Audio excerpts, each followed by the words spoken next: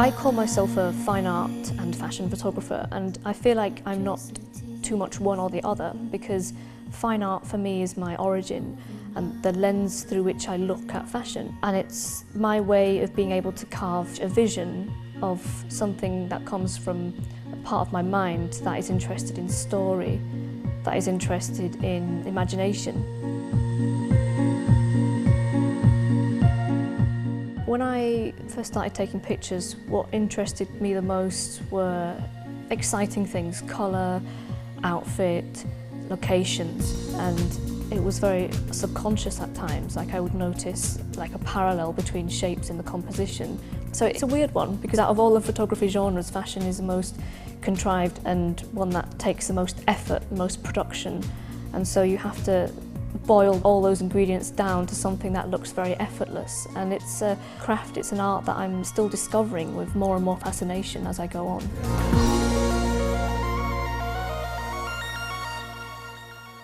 We are in Basildon shooting the brochure for the new Nikon D810.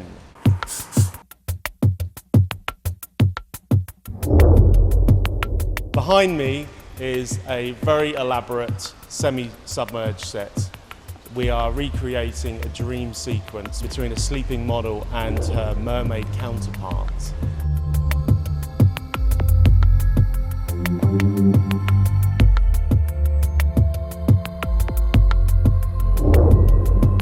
The mission critical was to get pictures in camera. That is going to be the final product, right through to the little effects that I would otherwise maybe have done in Photoshop. We like to show a lot of drama in our images. We're trying to sort of portray almost a movie still. It's very elaborate models, nice locations, strong lighting, high production.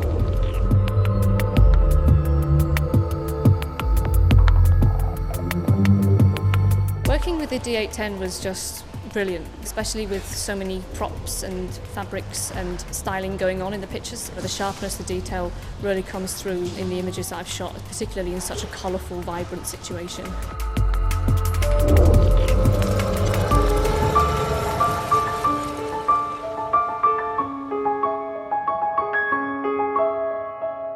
Aynhoe Park is this amazing house in the middle of Oxfordshire in the United Kingdom. And it's full of all these works of art, taxidermy and props, all very eccentric, related to British culture. And we're shooting a concept of the White Witch awakening. And in these images, we're conveying this narrative of the model, who is this white witch unlocking animals from a spell. And we've got images where she's also playing with shadows and playing with props around the very surreal location that we're shooting in here.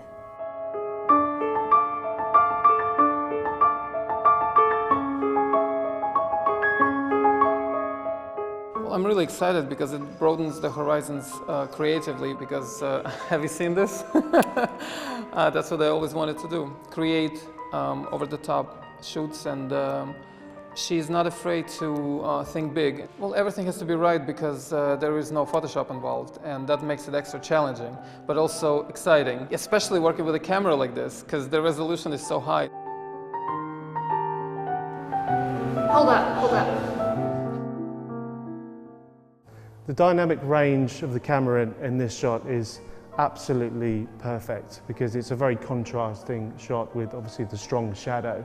The dynamic range fills in lots of the details which would normally be lost, and really giving me full control of creating some beautiful theatrical shadows and creating a magical picture.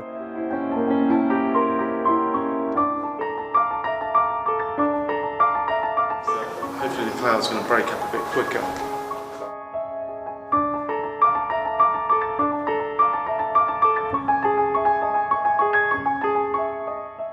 So this is what I consider to be the main shot of this whole setup in terms of the grandness of the composition, with as much as we can find from around the house put into the frame, and then to have the live animal in the middle of the frame amongst all the stuffed animals.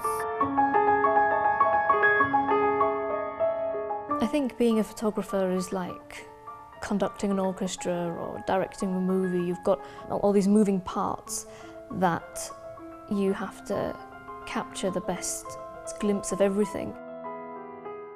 Often I find myself trying to direct a vision, someone suggests something and it's slightly different from the vision I intended, but then I go with it and I see a spark of something interesting.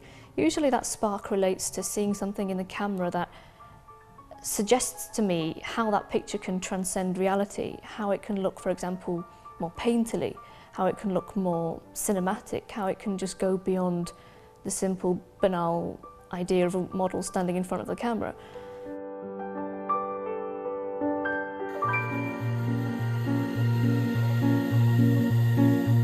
The shoots that we've been doing have had lots of challenges throughout them to do with the subjects that we're shooting, including not just the models but the live animals, and obviously shooting with water and props and all these variables. Using the D810 has allowed me to be able to just have this constant throughout that whole process, to have a camera that's so reliable, that's putting forward images in high quality, and it's been really rewarding to work with the technical boundaries and the challenges throughout the two shoots, because it's allowed me to have those boundaries to push against creatively.